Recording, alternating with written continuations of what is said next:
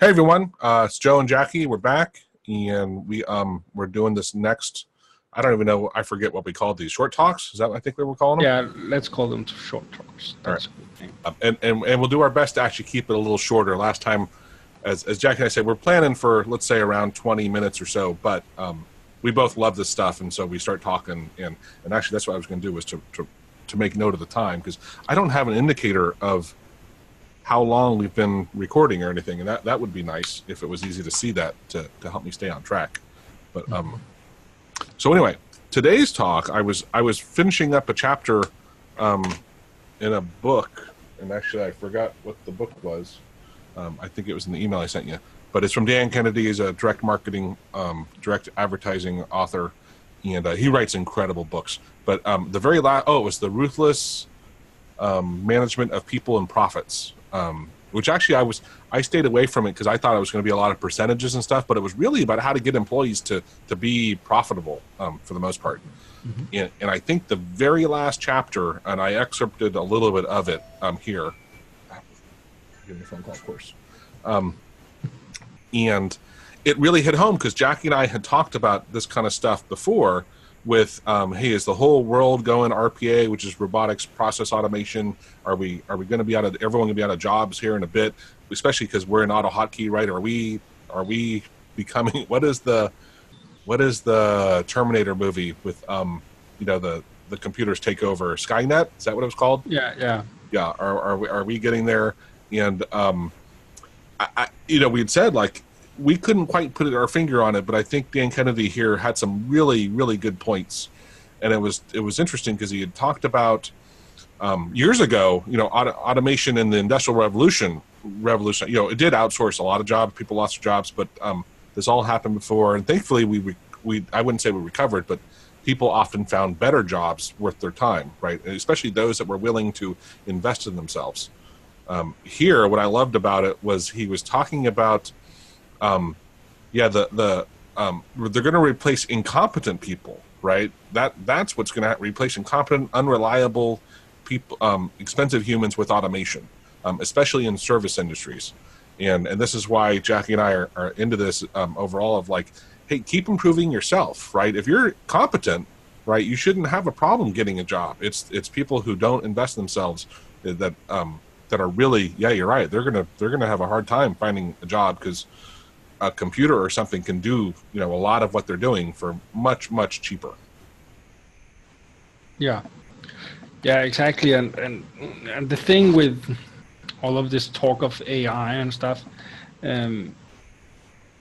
it's for the specific tasks. It's AI, and general AI is ways off. All the experts still say this. So at the moment, it's the mundane tasks. It's the tasks that a lot of people might be employed to do, but that are so mundane that they could, in time, be automated.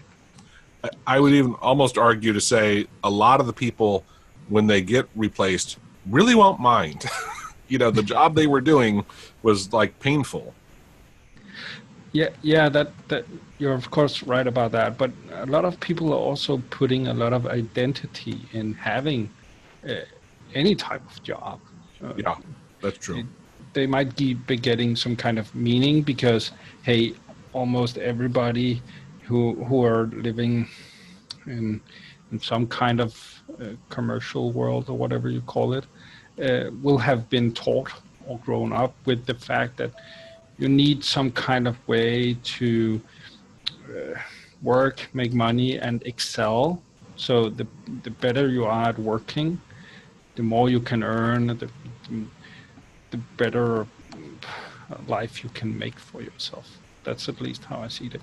And if people see that the task that they can actually perform, or that they believe that they can perform, if they don't, as you said yourself, try to better themselves, even competent people who don't try to better themselves will at one point end up hitting one of these,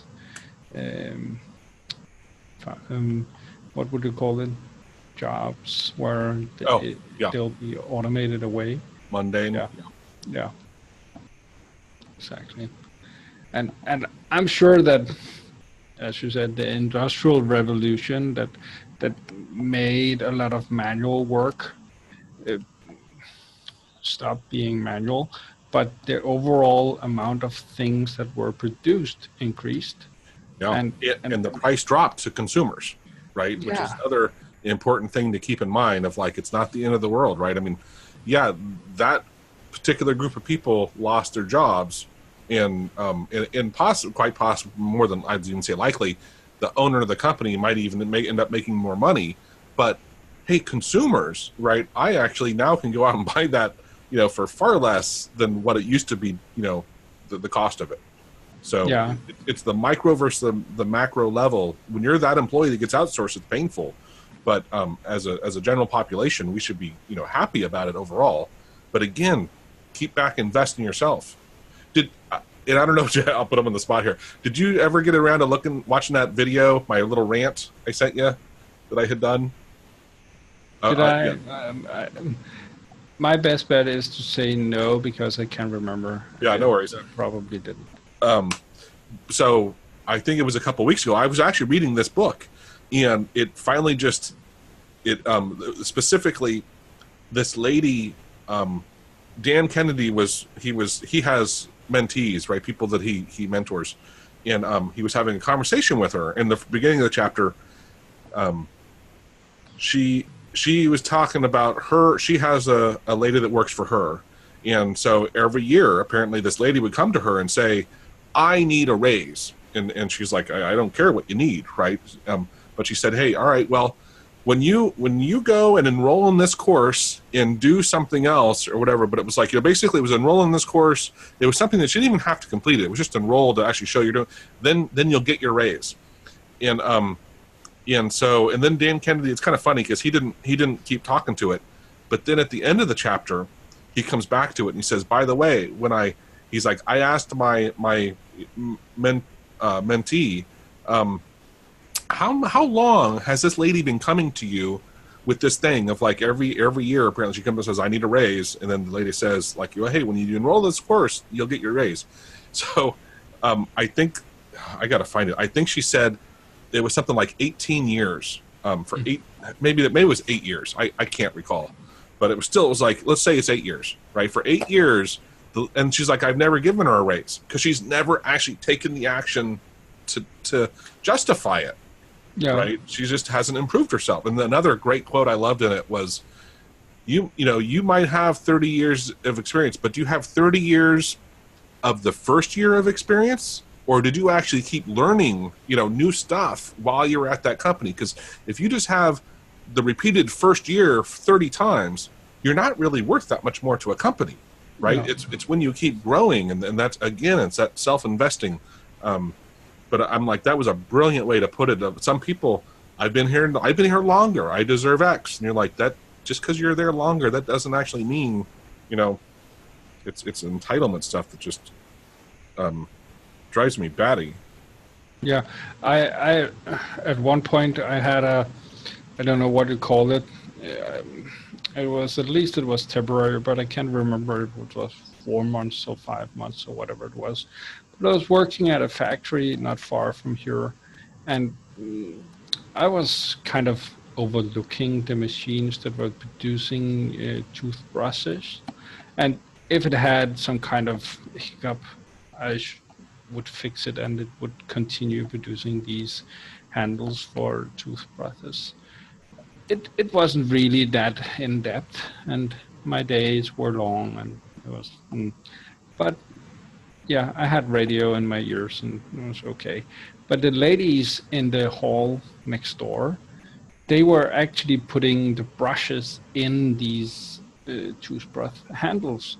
And they're just standing there at these machines, almost only overlooking what the machine was doing. And it would take the handles, put in all of these brushes, and spit them out in some kind of, it would be put the handles in, pick the done toothbrushes out. And these ladies that were doing this, they had done it for years upon years and years. But at one point, while I was there, they had these yearly raise conversations, whatever you'd call them. And all of a sudden, one of the ladies that had been there, I think she had been there for 11 years or something, she was fired. And it was like lightning from the sky. Nobody had expected it, and she at least hadn't expected it. And the reasoning that the male, the female boss had fired her was that, hey, you have been here since you were 16. Yeah. You've now been here for 11 years. I think I need to give you a kick in the butt, get you out of this dead-end job. Yeah. Because, whatever reason, she was just as good as all the rest of them, but she had this idea that this person who was, I think she was 27 or something like that, and she was working with these ladies that were 56, 60, 64, whatever they were, all of these older ladies, and she just never got anywhere from there. So she just said, hey, I don't need you. Please go and better yourself. You can still get an education. But yeah. I just finished, by the way, in that video, which I'll put a link in this one just so people, if they're interested, I mentioned it, but see that stack of books right there, right next to my bookshelf? Those are my books that I have to read, right? That I've bought recently, and then I'm getting through about one and a half a week now. And I'll tell you, I'm back to like being energized and loving it, and just different ideas and stuff. Anyway, one of the books, I just finished it. It was an amazing book, but it was written like in the 90s, and I actually I used that OCR script to go grab the text, because they had a bunch of these. They used to make these everything I have on the screen here.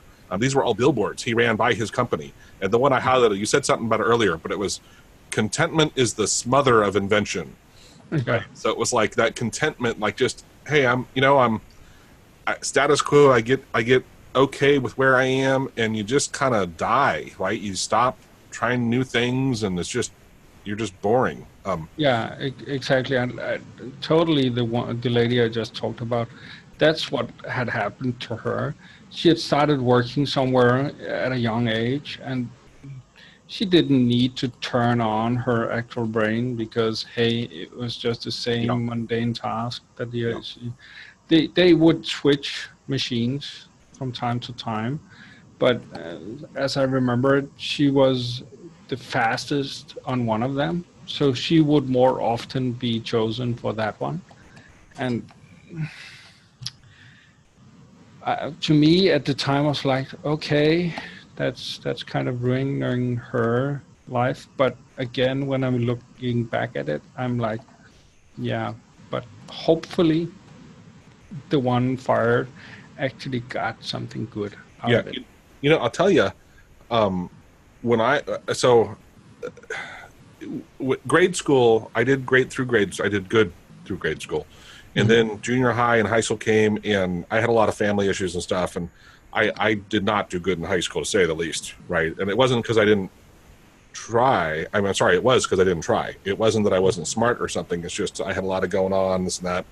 And anyway, so I didn't go to college. And then right after high school, I started working at this boatyard where I would literally, crawl under boats, getting this 30-pound grinder. I know it's hard for you, but what's that, 66 kilograms roughly, and have to hold it up against the boat and grind off the bottoms of these boats, right? Or if it was really thick, you had to burn them off and scrape them.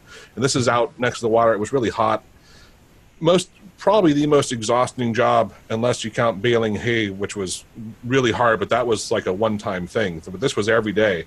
And I did that for a while, and I made okay. It was $8 an hour, which back then for me that was actually decent pay. It was probably over double minimum wage, and when you're 18 making that money, it wasn't bad. But it actually got me to say, I'm you know what, I'm going to go, but I don't want to do this the rest of my life, right? This is just too hard. I'm going to go to school. So I actually got into college, and then I kicked ass because actually I cared about it. I wanted to learn. I wanted to get out where I was. But it's kind of interesting. You're almost doing a disservice if you offer that job that's just kind of so easy, right? Where people can kind of make do. Again, you keep them in that spot. They can get hooked, I guess is a better way. You're not doing, the employer's not doing anything, right? It's not their job to get you to evolve, right? No. I think some people are nice about it and try to help you with that. But that is not on you. It's on you to improve yourself, right? And make your path, make your destiny. And anyway, so I was fortunate that I actually had a hard job, right? Where I said, screw this. I'm not going to, do this the rest of my life. It was hard. And wow, I'm so thankful. I actually wrote that the owner of that company, he was a friend of my friend's dad. And then during that period, I even, because my mother was a raging alcoholic and had other issues and other things at home. And so I ended up not living at home. But during high school, even right thereafter, I moved in with their family for a while. And anyway, I wrote him and said, you opened up your house and I was working for him at the time, but you let me move in without any hesitation and let me stay there for quite a while. It was a good mutual relationship, but I just said, thank you. Cause I don't know if I'm that generous that I would do that with I guess he knew me, right? So, it was safer to him. I wasn't a random person, but, I also lived with other friends of the family from church and my grandmother, and it's amazing what people will do to help. The world's a great place. It truly is, and to me, when looking at all of the things I was through myself as well, and I started almost from when I was done. I had done all of the schooling that I've gotten, and I was in the military for almost a year. I don't remember you ever telling me that. Oh, yeah, cool. Is it called draft? Yeah. Or yeah. Okay. When we 18 years of age and stuff like that. I was there, and that's good. And I came out and I found a job that was my education, and it was the first job I actually had because I didn't need to do any job before then, and because of different circumstances after being in that job for 4 years, I started looking for other stuff to do because I was just sitting there at the computer, and all of my colleagues were engineers of some sort, and they were talking about going to the theater and getting heating in their driveways and stuff that was just way out there for me. And I thought, am I gonna do this for my entire life? Just sit here and listen to these snobby people was kind of my take on it at that point. Yeah. And so I wanted to actually get out and do different stuff. But now, after actually trying all kinds of stuff, coming back to it, I still have this idea of just sitting there at the computer. And when I just got a data entry job, I was like, this is just too mind-numbing. It's okay, I'm getting paid, and I had some good colleagues, and I had some good days, but the actual work I was doing just wasn't very fulfilling. And lucky enough, I found a way to automate most of it. And now I see that almost any task I do at the computer, I could probably automate if I wanted to. Yeah. It's only the creation of stuff.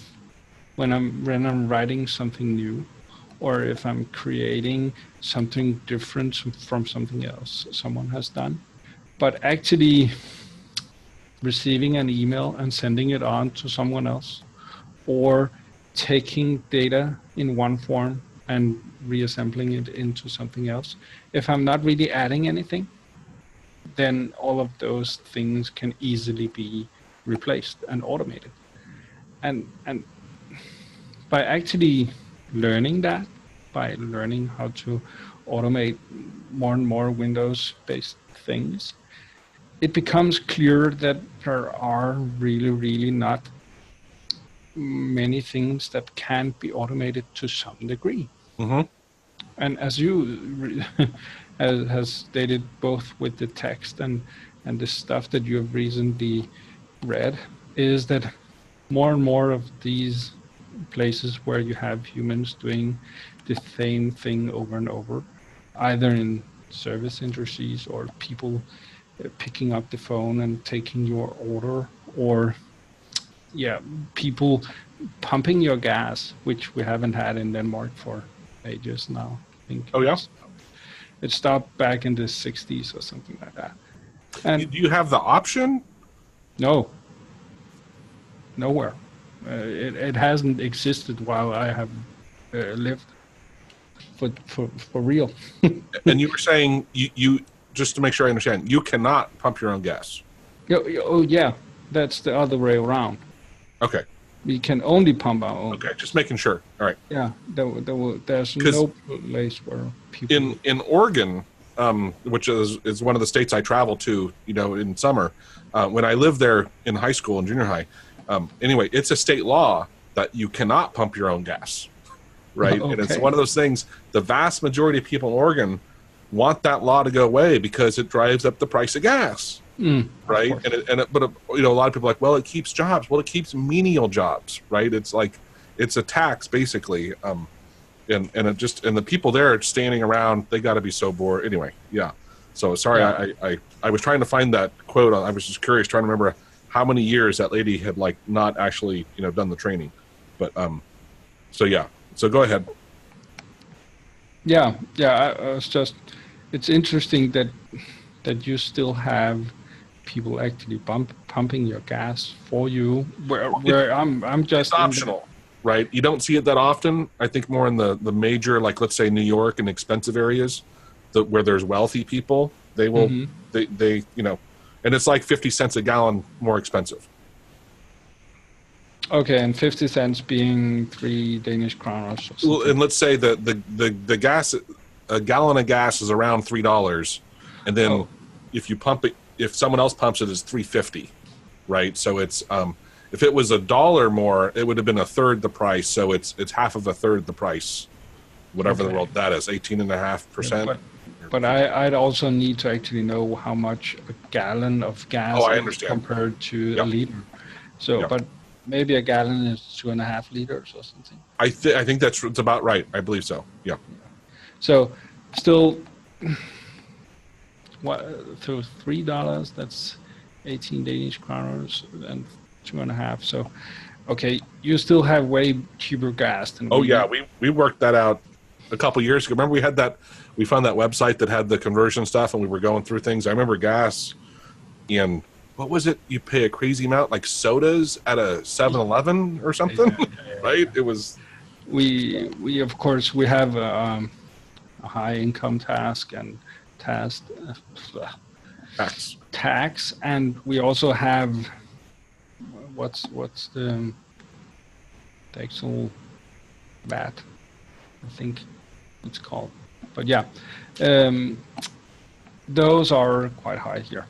But hey, anyway, we have for a long time removed almost any kind of human service, so we have had fully automated pumping stations for a long time now, and we see them more and more, and almost all banks prefer you simply don't show up, and we have very, very few banks that actually still holds cash in any form. So you can go into the bank and you can talk to someone, but you can't actually get cash there. You can use your card over in the ATM, but you can't get the cash. Well, that was actually in this book. Again, with it's ruthless no BS, ruthless management of people and profits. No hold barred, kicked butt, take no prisoners guide to really getting rich.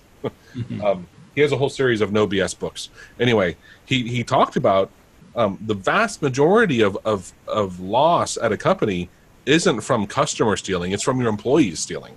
Mm-hmm. And so, obviously, banks, when you're handing around cash, they want to do everything they can to not have them have access to the cash. Right? It's just so much easier. Yeah, I don't know.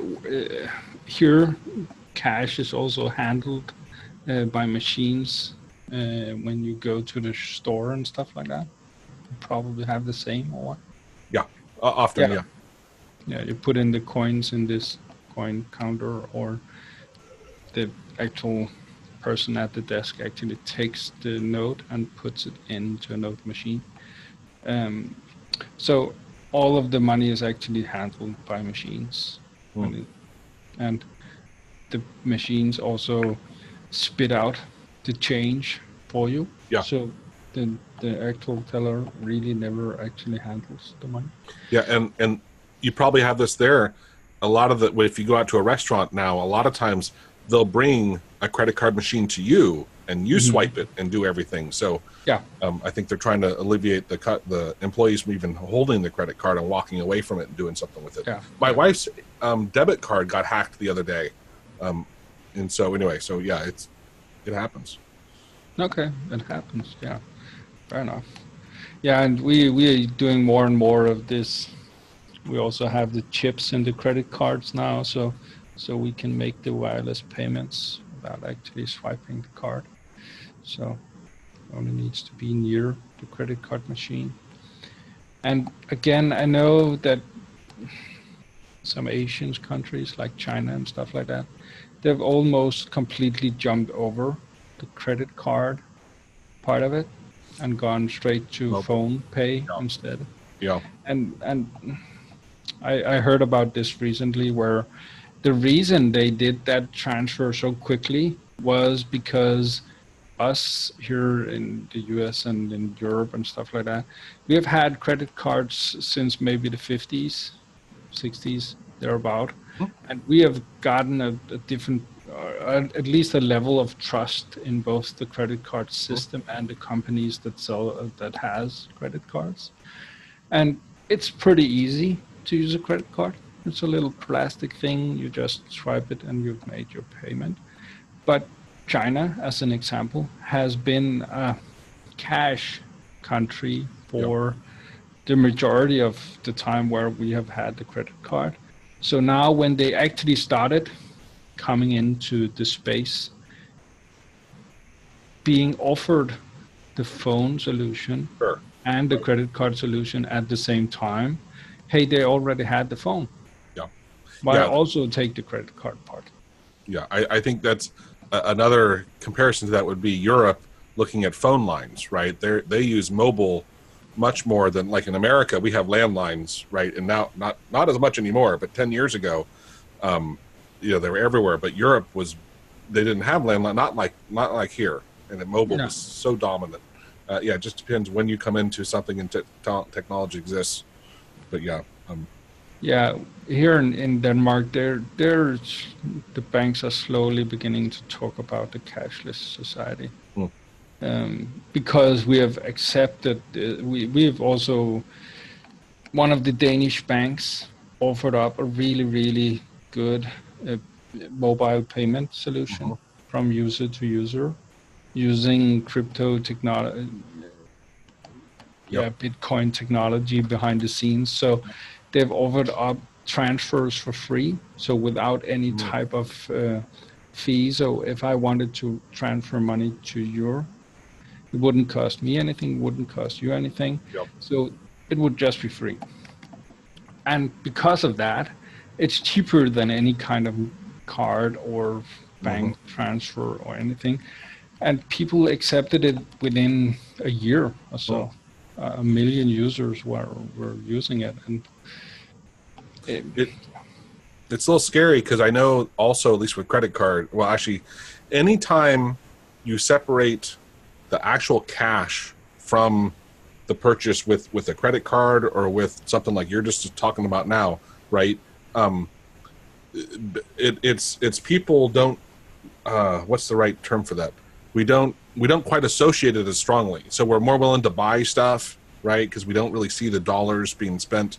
There was one book I have, Stan Ariely, and man, I can't think of the name of the title. He's written several on lying and deception stuff, but one of them, he did an experiment where he put like a 6-pack of sodas in the fridge, and at a like a dorm fridge, and he's like, within a day they're gone, right? Mm-hmm. But then he put like 6 $1 bills in the fridge, and he's like, after a week he came back, they were still there, right? Like no one would steal them because they could really see it's money, and yet when it was a Coke, which is still cost $1, right? They were gone, right? So yeah. I'm willing to steal something that's not cash, but anyway. And then he had stuff on spending too.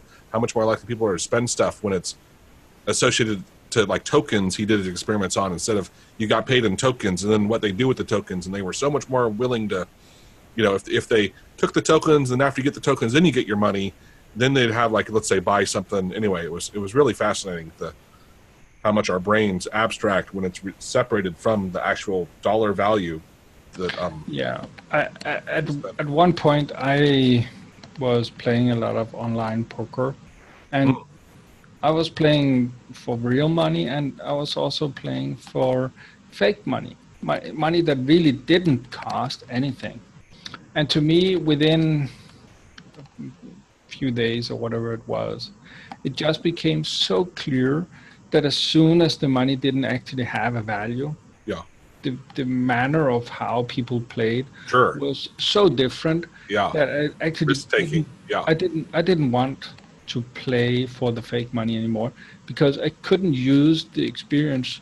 It actually would be bad, right? It'd be bad training, because it would teach you things that aren't really real. So that's actually, it's really interesting. And I'm pretty sure that you're right about when it's just a number on an account, that is your money, that is your amount of credits. I'm pretty sure that you're right. And a lot of the people who want us to use money, consume, are of course very pleased with this aspect of how digital money actually makes them feel less important. I'm pretty sure that's also a thing somewhere that people are thinking about, that hey. But again, I also heard recently that people of younger age that has been used to it always being that way have a better feeling or a better inclination to actually appoint value to the digital numbers. I've not read any tests or anything on it, but it could be right. I can't say. Sure, because it makes sense to them, right? It's what they know. Yeah. So I could see that. Yeah. Anyway, I think we drifted just a little from our topic. That's what happens. Yeah. That's what happens. But so again, just make sure you invest in yourself, right? The Armageddon's not necessarily around the corner, because computers aren't going to replace us overnight. The jobs they are going to replace are the jobs we probably don't want anyway. Having said that, the more that you can use, whether it's AutoHotkey or some other tool, right, to work more efficiently, and that's what in the book also it said. Why are you leaving it as a surprise to, not arm yourself? And actually, Jackie, we talked about this, it wasn't that long ago, but you had a list, you kept track of how many people used some of your apps, and you actually had a record to show, like if you wanted to get a raise, right? You could go and say, look how I've saved the company this many hours, right? Yeah. And that's a brilliant way to say, look, I want a good raise, right? But if you can justify it and you can show your boss or whoever that, like, here's what I've done. This is why I deserve a 10% or 15% raise. The thing was that because one of the things that I was automating was a program that a lot of people were actually using, and it had some stuff that was really, really not easy. So if you have, it was an asset management program or stuff like that. So if you wanted to print out a work order, because at the time that app wasn't actually mobile, so you needed to take a piece of paper with you. But to actually print out the stuff that you had on the computer would have you go through 8 different steps. So you would open the print window, you would have to redo the same settings each time for some reason. The program couldn't remember them.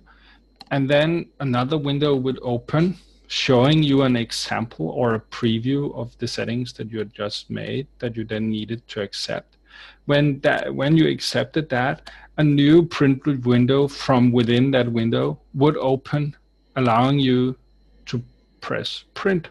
So you had actually accepted the print 3 times, and you had to click a couple of times through all of this process to just get what you had on screen out on paper. And all of these users were clicking and waiting and clicking and waiting, and where the only thing they were actually waiting for was just for what they've already accepted to wanting to get out. Nothing's going to change. Yeah, I get it. Yeah. Yeah. So I automated all of that, and it all happened within the first click because it was the exact same task each time. They just had to sit there because they needed to perform the clicks. Yeah. But now, just hiding 2 next windows, doing the clicks for them, they wouldn't even see them on screen. And they saved maybe 40 seconds or something each. Yep. But there were 50 plus people doing this both morning and at noon. Yeah. So I had 50 plus 40 seconds. Yeah. Yeah, exactly. Each and every day that I'd saved on that specific small task. And because I was at I was at a job where the employment was temporary, but I wanted to extend it because, it was a good job. But I only had the approval up to the mid-level management, perhaps, but they weren't actually the ones that could hire me or what would you say, approve the funding for actually keeping me on. So I was accumulating all of these numbers and all of these stuff to kind of show them. It's just interesting to actually end up having something that was so specific, showing, hey, I made this small one. And the only thing I maybe could have done was I could have estimated, I actually believe I did. I estimated how long I actually used on making it. One person actually using on making it, and then showing how much I saved the company within 1 month of people using it. And without a doubt, I had paid for my own salary a couple of times. Just calculated, so it was, let's say, roughly 4,000 seconds. It turns into 66.7 minutes a day. So let's multiply that times the not 30. What is it? 20. 20. Right? Yeah. So times 20. So that's 1,333 minutes a month. For every month. But even that, yeah. And I'll still bet you. See, your estimate of them saving 40 seconds was probably 40 seconds if they actually stayed focused. Right, which often I will bet you money, like, that's when you're on it and it works. But often people just, it stopped. Okay, now I got to do that. All right, yeah, and that's my experience in things like that. Is people get distracted and it was an online thing that needed to actually reach the servers and stuff like that. So you could have differentiating times before you actually saw the first preview. So yeah, people were kind of frustrated when, as you said yourself, when it didn't load fast enough. Yeah. They're like, what's this? And sometimes they would even close the window and had to start completely over. And, well, that's a great example, Jackie, of exactly the kind of stuff that we're talking about, of like how easy it is and can be done. And that, like, and I'll bet you money, not one person complained when you gave them that script, right? They were happy to have this thing that sped up what they're doing. They didn't think about, like, darn, I sure wish I could have sat here for 40 more seconds waiting for this thing to, or I know it wasn't all at one time, but yeah. It all ended up actually being the program that they were using that was within an AutoHotkey wrapper. So instead of actually opening the program as they would have normally done, we made an AutoHotkey executable that had that icon and put it on people's desktops instead. Yeah. And when people went to the software shop to get the program, they would be offered the wrapper instead. So they got all of the functionality without actually asking for it. So of course, that's where it kind of ended, but it started with automating a very, very small task and ended up being something very, very involved. And cool. And which I think we talked about in our last one, but you learned, that started you down this path, right, of learning so much other things that can be automated. And look at where you are now compared to back then. Of the more you want to do. I mean, it's thankfully, at least at your current company, I know when you were getting hired, they really respected automation. And it was one of the reasons why they hired you. Yeah.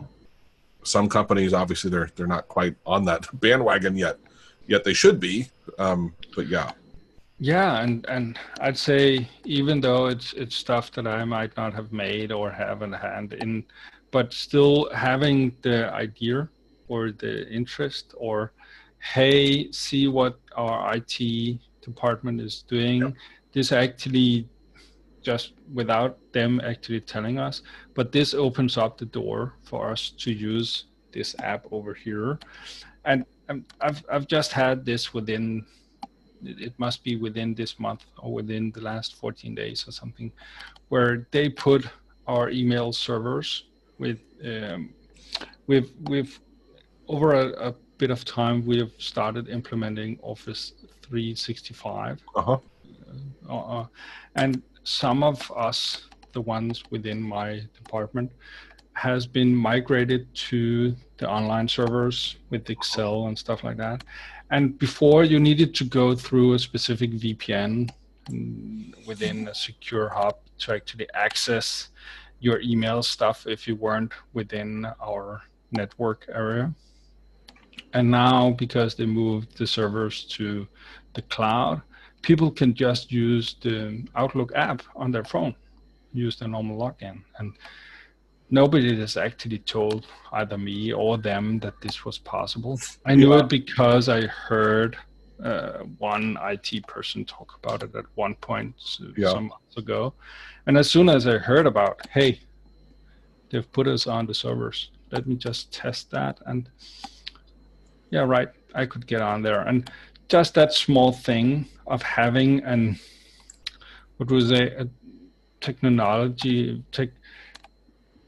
techno interest and as a kind of confidence from coding and programming and thinking, hey, if they've done that, it probably means this.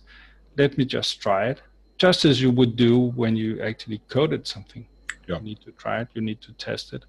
And where I have others that are just like, oh, I don't know that program, I don't want to click that button. And I was like, what can actually happen? It's not going to catch on fire or anything. But what if it stops working? Did you save your work? Right. Yeah. Okay, so what can really happen? And most of the time, not much. Yeah. Not much. So, yeah. All right, man. Let's do our best to keep this at a reasonable length. We're at 45 minutes right now already. So, but awesome, good stuff. We'll see you guys. I think we're going to be rolling these out weekly. Probably, it sounds like. So we'll see you next week. Kudos. Until then, keep automating. Hang in there. Yeah, keep automating. That's for sure. All right. Yeah. Bye. Bye.